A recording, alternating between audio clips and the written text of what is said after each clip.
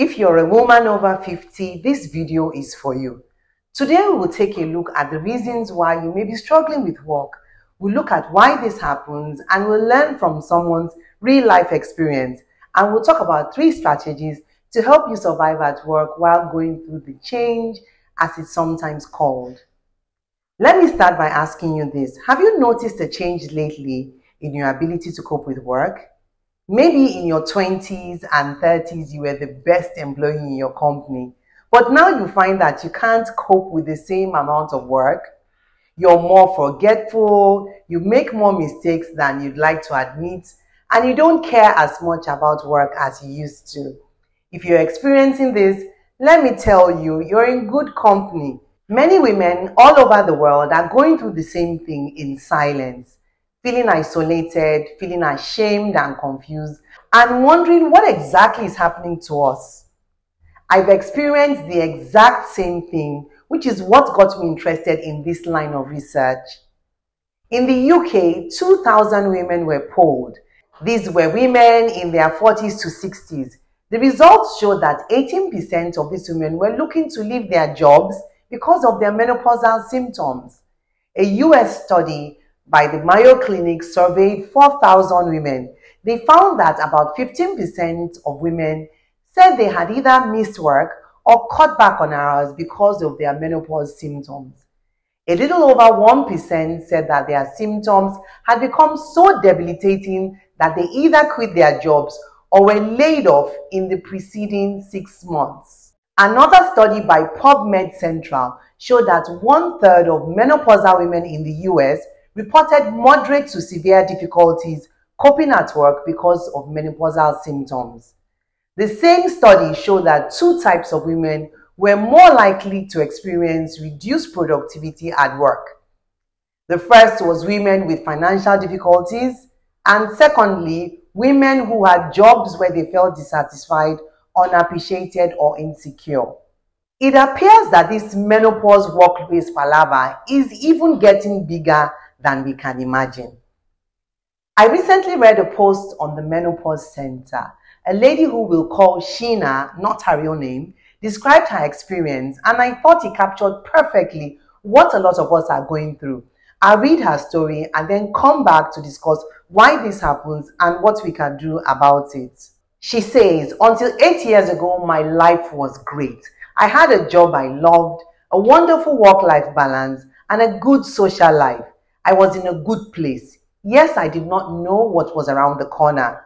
I've always been surrounded by women, and I used to hear about hot flashes and how awful they were, but I never heard any women around me discuss the topic in depth, particularly within the Asian community. So when my perimenopause symptoms became severe in 2016, I genuinely didn't know what had hit me. I had been employed in HR since 1990 and worked in a variety of HR roles within a government department with a total service there of 23 years. It was a demanding role, but I really thrived. And I thought that as I had given the organization 100%, I would always have their support when I needed it.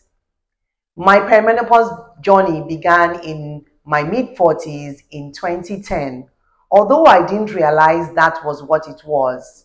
I began to have minor signs of my body changing, such as allergies increasing and skin and nails changing. But by early 2016, I was suffering with night sweat, which interrupted my sleep. I had low energy and suffered from insomnia regularly, leading to poor concentration. I lacked confidence at work and my self-esteem suffered. Where I could previously multitask and deal with multiple queries at once, even with distractions, I now found that brain fog was impeding my listening, note-taking, and information retention. My anxiety quickly increased. I simply could not cope. At this point, I had a kind of emotional breakdown. I was tearful and anxious. I almost didn't know myself anymore. I knew I needed help, but it was hard to speak up about what I was going through. In Asian culture, it's not easy for women to be open about such things, and you don't always get support and understanding from family members. It took courage to speak to one of my managers at work, but I was offered no support. I was distraught and knew it couldn't go on. Everyone who knew me assumed I would retire with this employer, but I abruptly made the choice to resign in March 2016. No questions were asked, no support was provided. Looking back, a little help from them would have gone a long way in helping me manage my symptoms at work and overcome my anxiety. But I resigned in a state scared of what exactly was happening to my body and my mind, and thinking resigning was my only option when it came to coping with my physical and mental symptoms. If no one was going to help me, I realized I had to help myself. Sheena's story is quite moving. Sadly, it's a story shared by too many women in their 40s to 60s. I know of women who had to take up to a year off from work because they just couldn't cope with the menopause symptoms.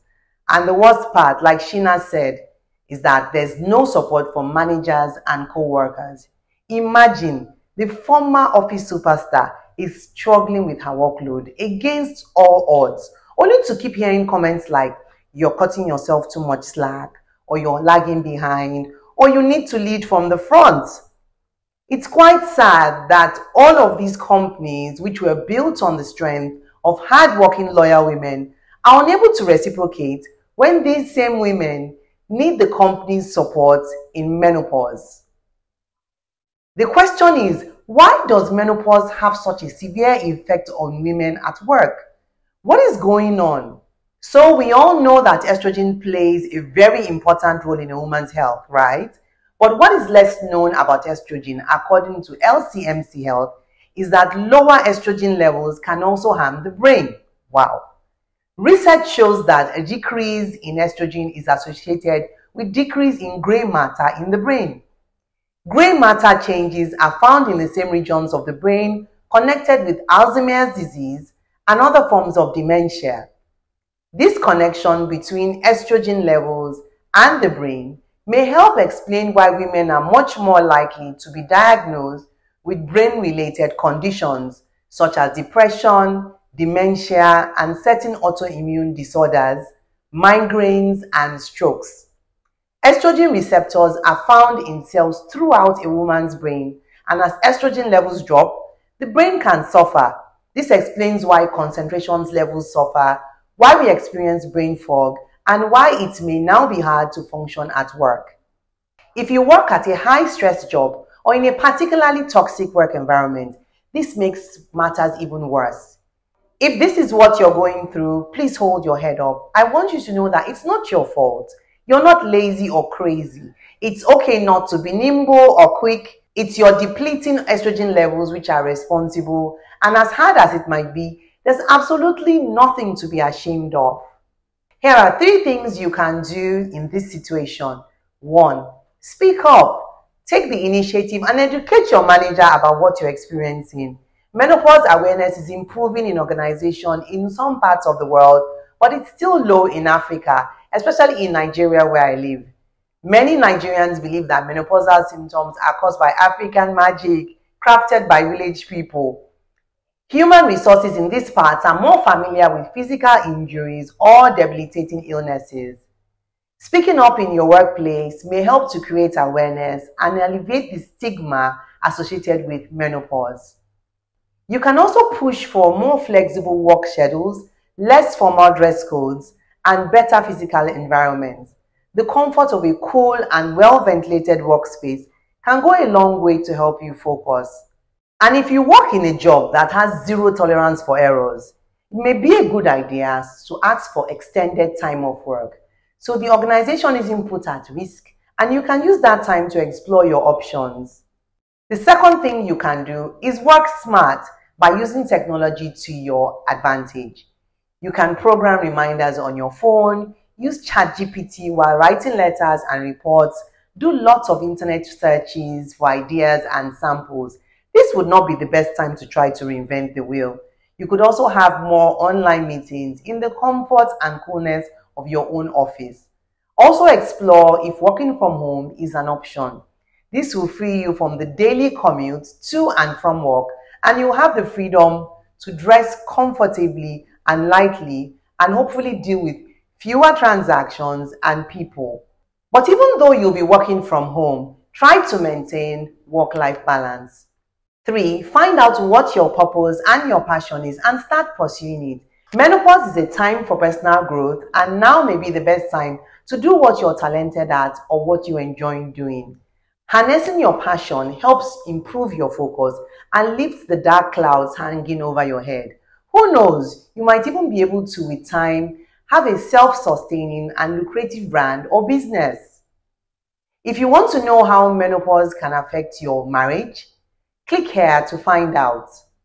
Thanks for watching. Take good care of yourself and don't forget to be your sister's keeper.